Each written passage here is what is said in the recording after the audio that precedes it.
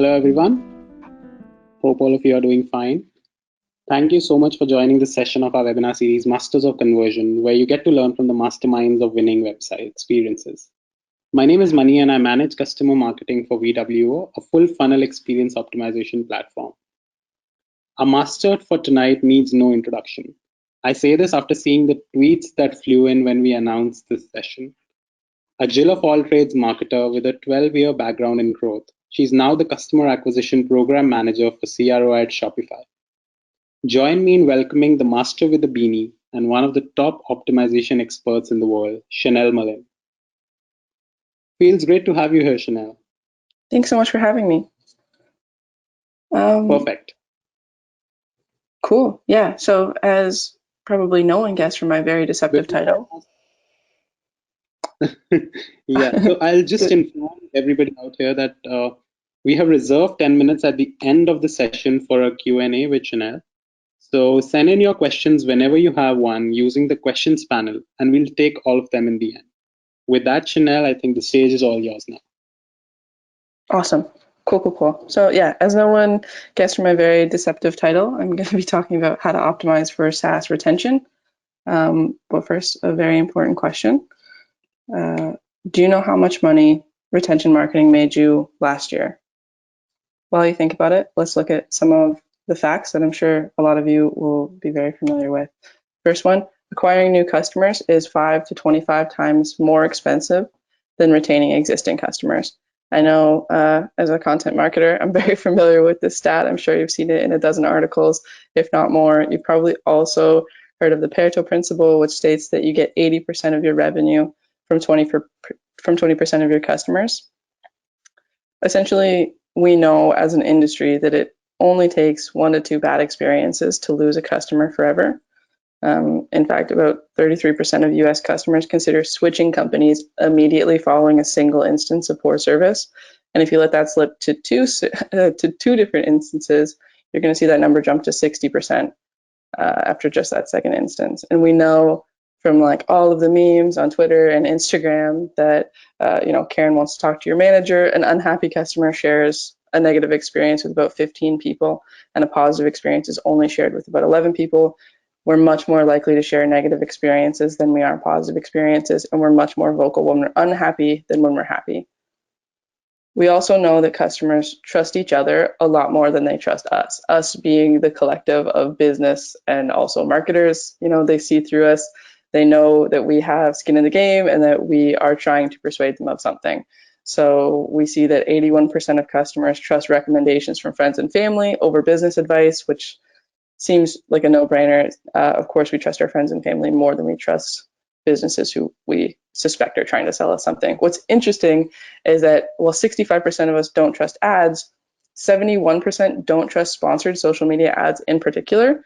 I always like to highlight this stat because I think it's interesting that in trying to kind of meet people where they interact with their friends and family and infiltrate that kind of trusted layer and running sponsored social media ads, we're still falling short, and that people, again, see through it. They see it coming. It's essentially the equivalent of like banner blindness on a blog, right? All of this to say the ROI of an existing customer is a lot higher than the ROI of a new customer, right? We know that a 5% increase in customer retention correlates with a 25% increase in profit. So when we're investing in retention, we get a lot more out than we put in. And we know that emotionally invested customers spend almost $700 with the company every year, while a regular satisfied customer will spend only about $275 a year. And that doesn't seem like a surprising data point. I think what's cool about it, though, is that this is not a dissatisfied customer versus a satisfied customer, right? It's both customers are satisfied. One is emotionally invested, one is not. And the number is more than double, headed towards triple. So I promise I'm going to stop hitting you with stats really, really soon. I'm trying to drive home the point that retention is super, super lucrative. 60% of loyal customers purchase more frequently from preferred companies. In addition to that, 50% of loyal customers purchase more products. So not only are we increasing the purchase frequency, we're also increasing how much we're spending with each purchase, which is huge and compound ROI, essentially. And yet, right, all of that build up to say that I know not a lot of those stats were surprising to you. I know that you've heard most of them before. And yet, we still focus as an industry being both conversion optimization, CRO, and marketing in general, we still focus so heavily on acquisition. We focus on it in the articles that we write and read. We focus on it in the conference talks that we give and receive.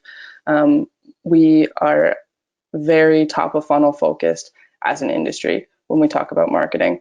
And we tend to neglect retention, even though we know what we know and we know that it's important that we focus on it, right? So here are some examples. This is an article that came up just when I Googled conversion rate optimization tips. All of these tips, I'm sure that they're valid and not inherently bad, but you'll notice that every single one of them, 12 out of 12, is an acquisition level tip, right? So effective headlines, time limit, limited quantity, optimize for mobile. All of these things are focused on getting someone who's visiting your site to take that first conversion step and pull them into your funnel at the top, right? This is another example. This just came up when I Googled conversion rate optimization course. It is the complete course to conversion rate optimization, and it is completely focused on acquisition. Retention is not mentioned once, and it doesn't address anything that follows the top of the funnel. This is just like a recurring theme in marketing and CRO in general. We tend to neglect retention. So I'll ask you again, do you know how much money retention marketing made you last year? If you are like 90% of the people, and that sounds like an exaggeration, but I genuinely mean 90% of the people that I talk to, the answer is LOL no.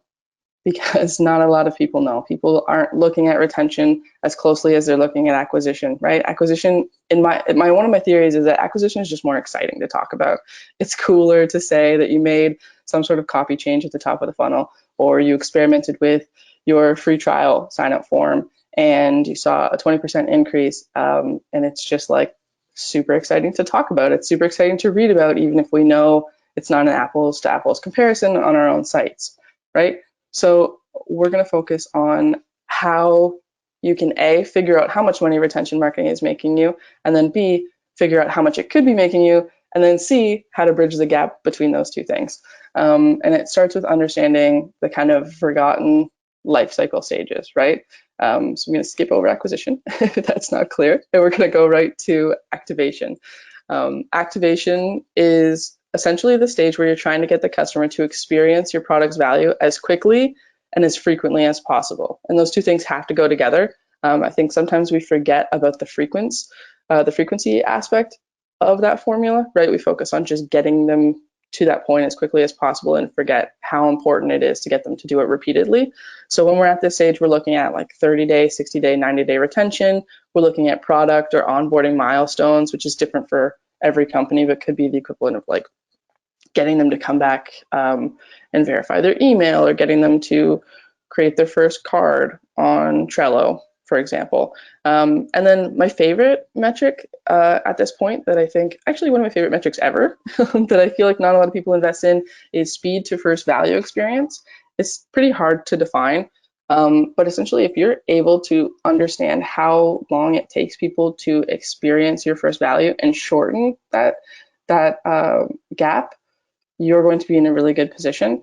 There's a ton of products out there. There's a ton of SaaS companies out there who have people go through entire onboarding flows and then never actually get to the point where they experience the value of the product. And sometimes like a proxy for that would be like day 2 retention. But I think if you can niche down and focus on speed to first value experience, that's a huge metric for your optimization. The next stage is adoption. The goal at that stage is to get people to form habits around the use of your product, which is much easier said than done. So at that point, you're looking at metrics like login frequency and consistency. Again, frequency is great and better than speed too, but you also need to account for consistency and how long that behavior holds up over time. And then you're looking at frequency of the value experience, if you were able to define that in the previous stage, and then product usage. So again, another example would be how many Trello cards are being set up if you're Trello, right? And renewal rate, so how many people are continuing to keep their subscriptions going. And then just a quick note on habit formation, right? This is from the book Hooked, which is a great read and I really recommend it if you haven't read it already.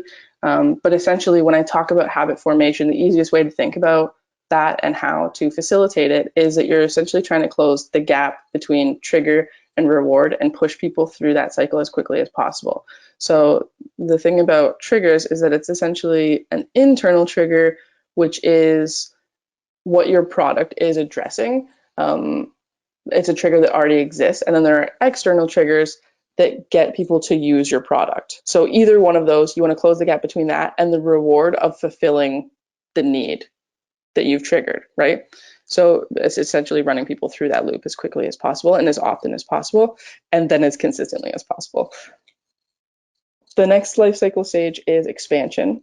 And I'll just pause right here for a second and say that I'm naming these life cycle stages just based on what I use to describe them. They're different at every company, and it's totally fine if you use different words, but essentially the actual stages of the life cycle should be very, very similar, and it's essentially following the flow that people use as they join your product.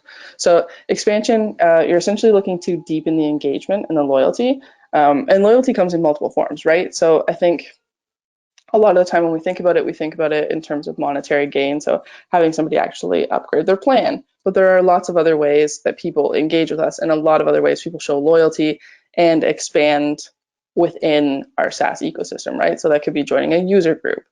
The metrics that you're looking at this point are monthly recurring revenue. You're looking at average revenue per account, customer lifetime value, upsell, cross-sell conversion rates, that sort of thing. And then we also look at referral. It's somewhat similar, but you're looking at getting customers to identify with your company or product so heavily that they become marketing and sales for your company. It's essentially like fusing their personal identity with the identity of your product or service or your company, if that's easier. Metrics at this point are product affinity, referral or affiliate revenue if you're going the very literal referral route, or loyalty, rewards, redemption rate. And then the last one, which I think people are maybe most familiar with when they think about retention, is reactivation. So basically to re-engage or reactivate anyone who's demonstrating either at-risk behavior, indicating that they might churn, or people who have already completely churned. So you're looking at customer save rate, customer churn rate, and re-engagement rate at this point. And I will also give a slight word of caution that the life cycle that I just went through is very, very linear. And that is not how people behave in real life. I'm not a huge believer in linear funnels, but it is a really easy way to talk about funnels, and to talk about it internally and to talk about it in a webinar. So just a word of caution that when you're thinking about it, very rarely will people move through these stages in an organized fashion, just like at the top of the funnel. They're not going to move through your site in the way that you potentially expected them to. And for everyone who does, there's 3 more people who are moving through it in a completely unexpected way. So those are the stages that are more or less neglected when we think about retention marketing. But what's interesting about retention experimentation is that it is undeniably more complicated than acquisition experimentation. Metrics and audiences make it a lot more complex than it is at the top of the funnel. So I just want to kind of like zoom in on why that is and hopefully try to demystify some things around metrics and the audiences that you're choosing to experiment with. So first up is customer lifetime value. This is an advanced metric. I think that a lot of people don't realize that, but it's a very complex metric that is oversimplified in a lot of articles and in a lot of courses and that sort of thing. So to clearly define customer lifetime value, you essentially need to assume the definition of a lifetime, which adds complexity, right? Like, are you using a true lifetime, or are you using something more finite like 3 years or 5 years or a year? That's completely up to you. It's not a decision that I can make for you.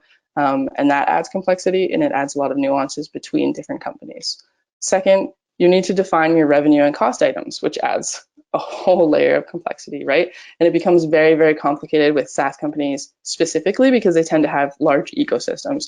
So are you including your staff salaries in your cost items? Or do you include revenue that you're sharing with other parties, like your partners or anyone who is offering fulfillment or payment processing? These are all questions that you need to answer when you're considering your customer lifetime value. And again, the answers will be different for every company. But I don't want to leave you hanging. So here's a very simplified formula for figuring out LTV. So it's average revenue per account times the difference between revenue and cost of goods sold divided by customer churn rate. Again, very simplified version, but it's essentially better than nothing is the best approach that you can take to this, right? Starting somewhere is better than not starting at all, and it's better to have kind of like your best, most educated guess at your LTV than to not have any idea whatsoever, because this metric will grow with you. It will mature with you as your retention marketing matures and as your SaaS company matures.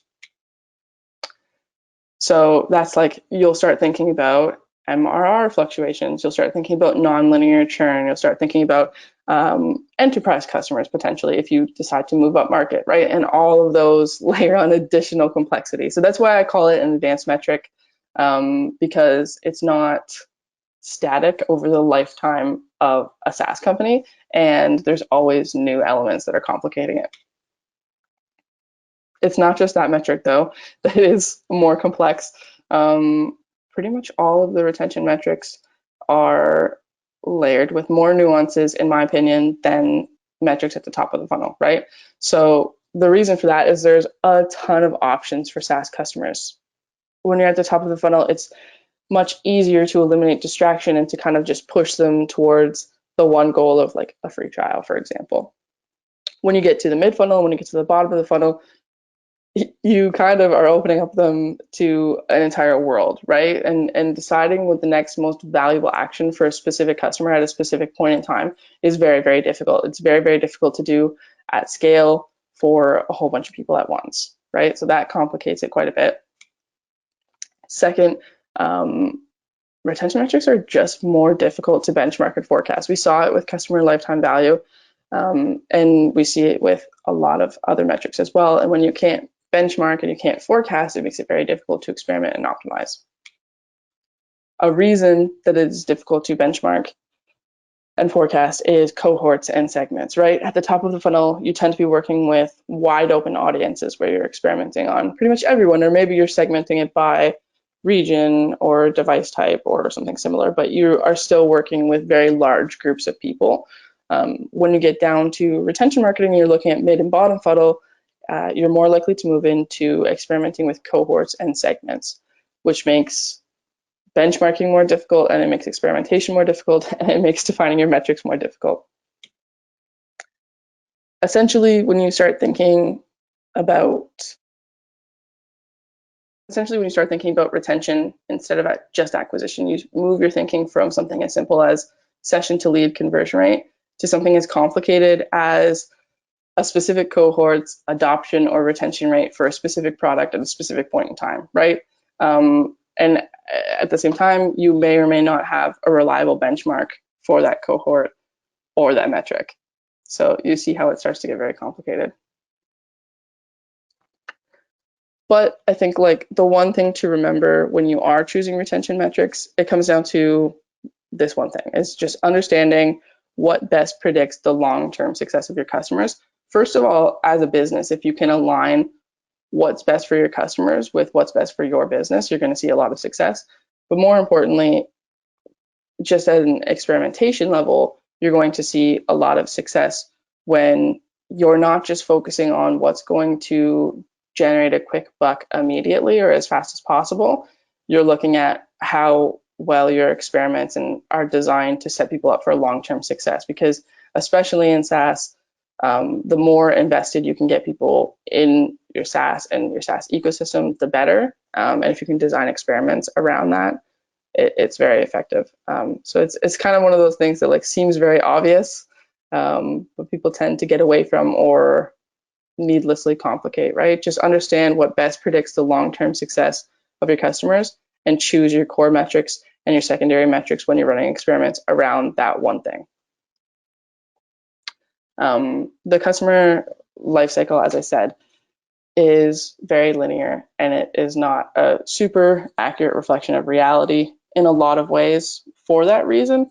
However, it can help to use the different stages of the life cycle as kind of like conversion points, heavy air quotes around conversion points, right? So how are people moving from adoption to expansion? How are people moving from expansion to re-engagement, right? And kind of think of optimization that way. It can really help, especially when you're just getting started with retention marketing or just getting started in a purposeful way anyways.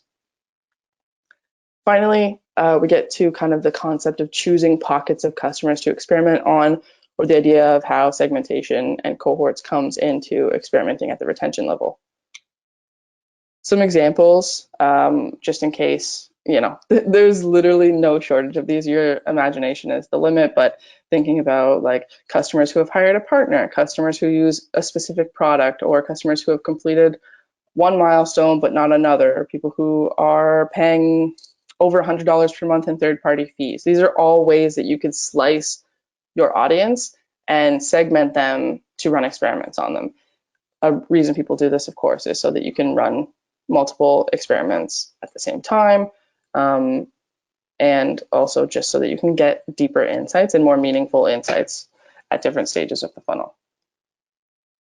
Another common way to split your audience is by high value and low value customers. I feel like so cringy every time I say that, considering somebody like a low value customer, but essentially what groups of customers are generating you the most money, and then also which are just most engaged with your product and your ecosystem, right?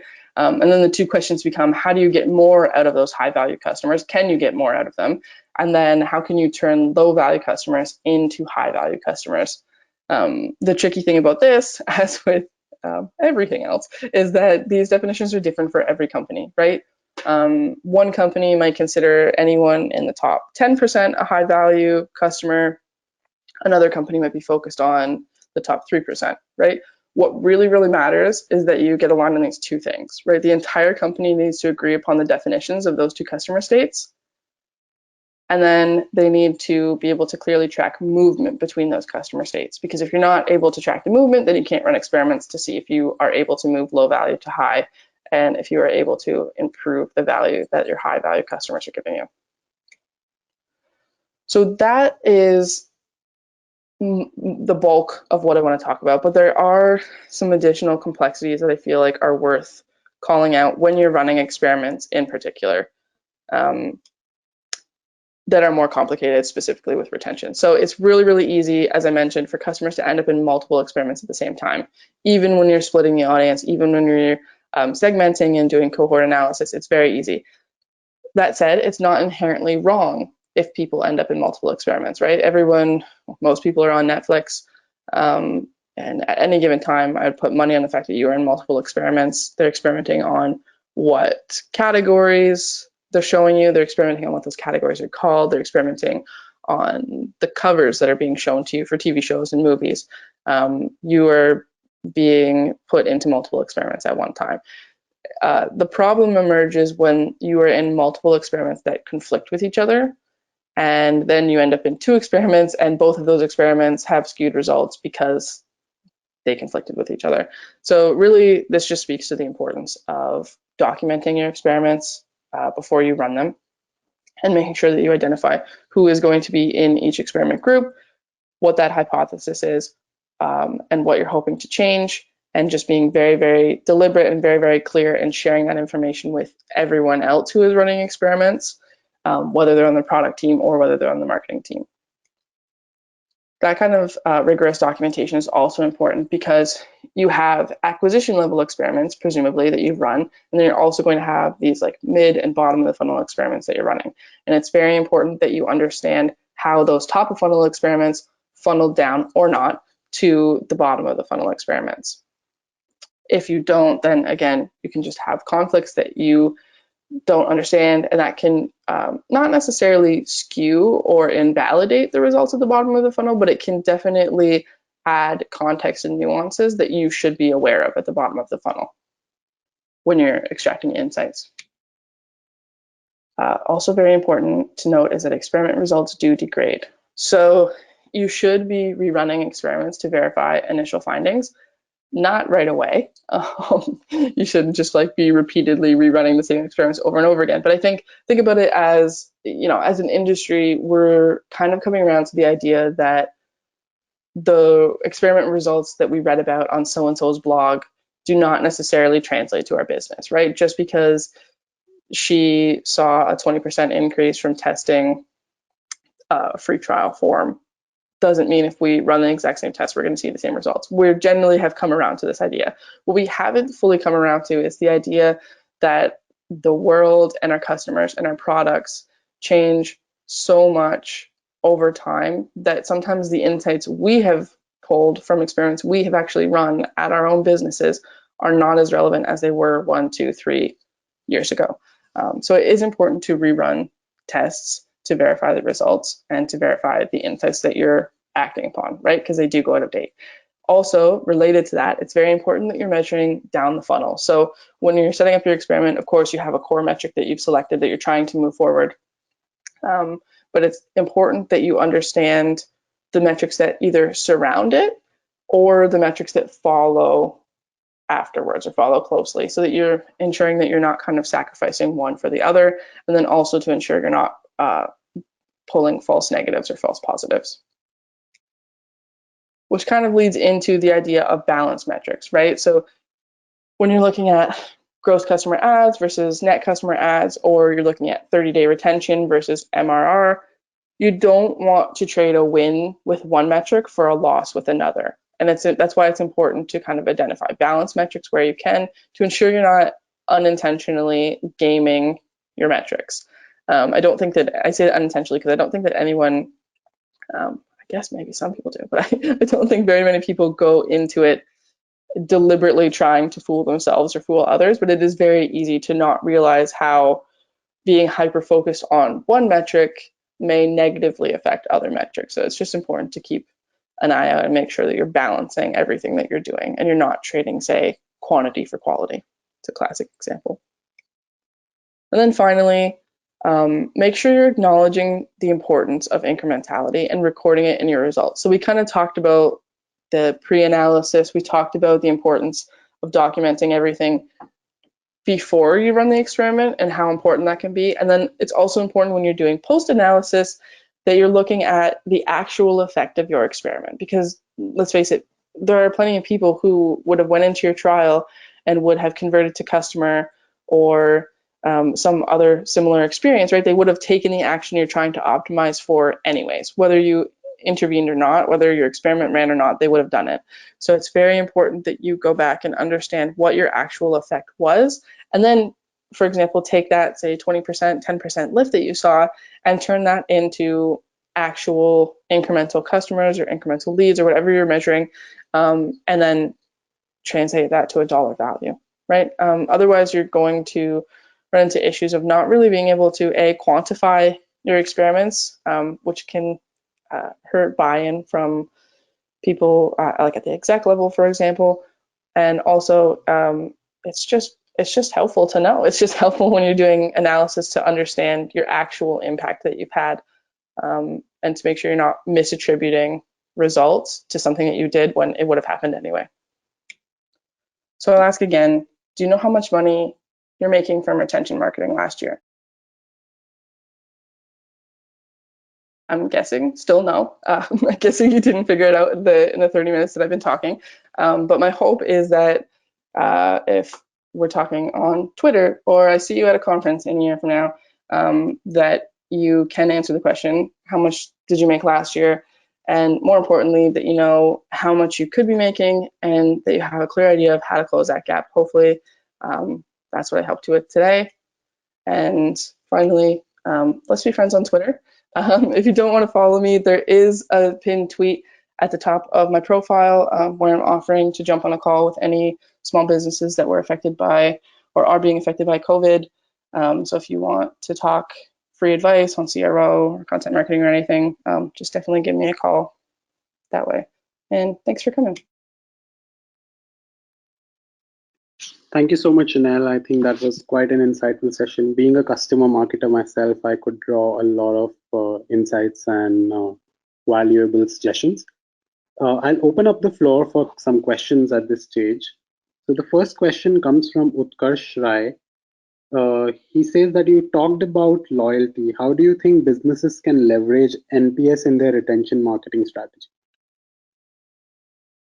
Yeah, that's a good question. I think that NPS is usually most helpful after a major customer milestone. I don't really like to run experiments as that being the core metric.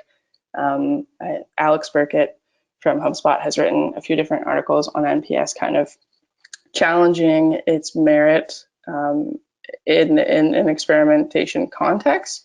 So I try to stay away from it, but it can be a good directional feedback point at major milestones in the customer lifecycle. So I would typically try to do it before and after, or simply after major points as they move through your funnel, if that makes sense. Sure, I think that answers the question. Another question comes from Brian. With respect to optimizing for lifetime value, do you have any thumb rule of how many users and how much time is required to pull this off?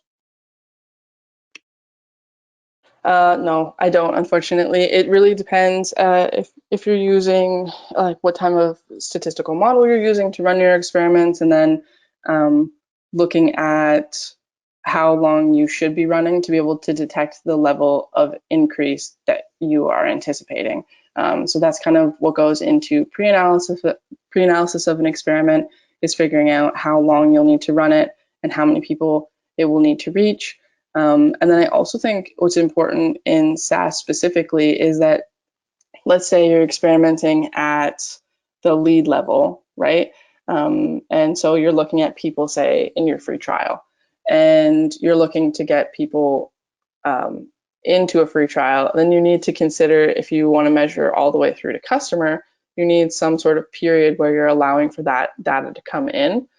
So it's kind of also important to consider how the full funnel comes into play when you're looking to measure experiments, and choosing how long they're going to have to run for. I don't know if that fully answers the question.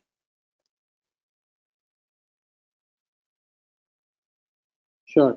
Another question comes in from Utkarsh. How to drive adoption for users whose engagement score isn't that great? That is low login frequency, poor platform usage, etc. What channels can a marketer use beyond in-app, email, LinkedIn, etc.?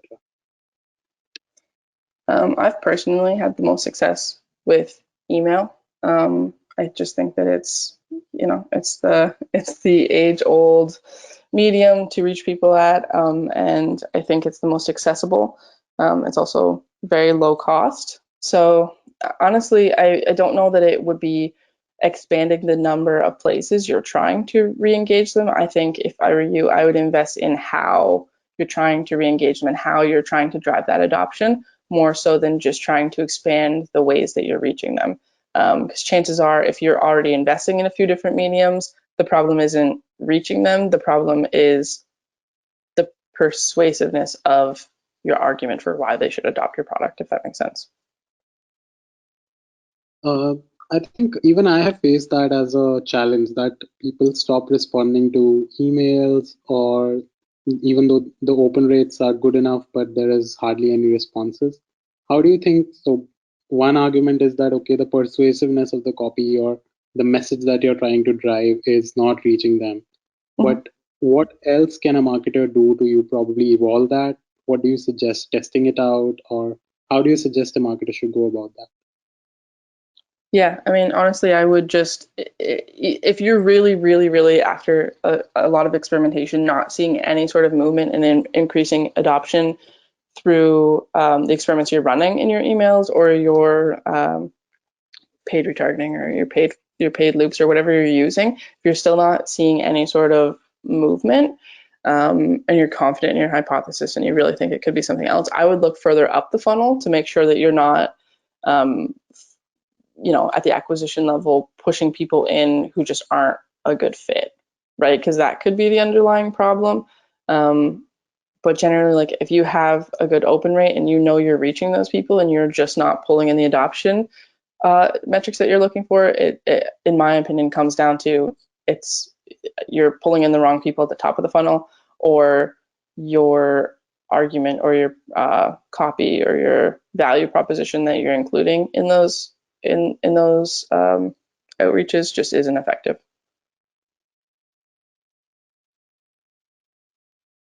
All right, that makes sense. You also talked about tying, if there is a possibility of tying CRO processes at the top of the funnel to how they funnel down. Have you seen any practical examples, or have you experienced it yourself, where you could tie things that you do at the top of the funnel to how you move that person down to, say, a customer, and then probably expansion, referral, etc.? Yeah, so it's tricky because you want to be aware of what is happening down funnel as you're running experiments, but you want to be aware of the fact that a small change at one point is not likely to have a huge impact super far down the funnel, right? It's too far down the causal chain. But I was speaking more to the importance of understanding in a customer's lifetime how those experiments not necessarily interacted, but might have influenced their behavior and might have influenced how they moved through the different steps. It's not necessarily that I think a small change at, say, the activation point of the life cycle is going to have a huge impact all the way down at reactivation, if that makes sense. Got it. Another question comes from Andrew. He asks, can you explain the difference between defining long-term success for your customers and your business with a practical business example? Yeah, so I think Shopify. Shopify is a great example. When merchants on Shopify are successful, that success is very closely tied with Shopify's success, right? And so the water rises both parties. And I think that when you can align those two things, and then you're essentially being able to align your experimentation with those two things, and you don't have to make decisions ever between do I just want more revenue, or do I want more revenue right now, or do I want to set this person up for long-term success? You're never in a position where you need to choose between those two things because they are aligned with one another. Got it. One last question that I have, I don't see any other questions from the audience, is there any experiment that you are very proud of that you ran at Shopify? Yeah, a ton of them. But I think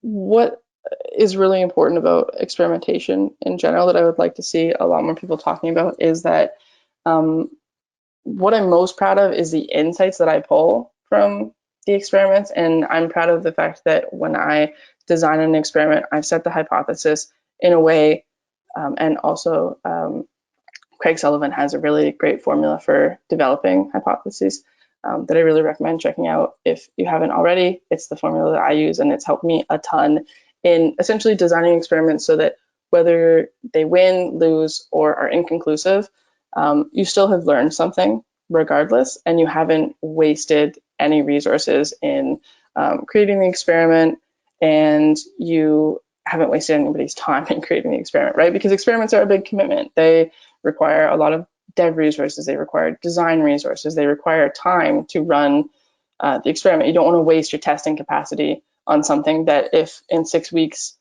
you call it and it lost, and then all you know is that your idea that you had originally isn't validated. So what I'm most proud of about my work at Shopify in general is my insight-focused perspective, and then also the fact that we've been able to run so many experiments that are important and not wasting testing capacity regardless of the outcome. Great. Thank you so much for that answer. And thanks again, Shanelle. It was really an insightful and wonderful session. I'm sure the audience must have loved it too. Thanks so much for having me. Yeah. Also, all our past sessions are available to view without registration. Do visit vwo.com/webcast to watch all the past sessions and any information that we post about upcoming sessions. Thanks once again, Shanelle, and thank you all of you for joining us today. Have a great day ahead.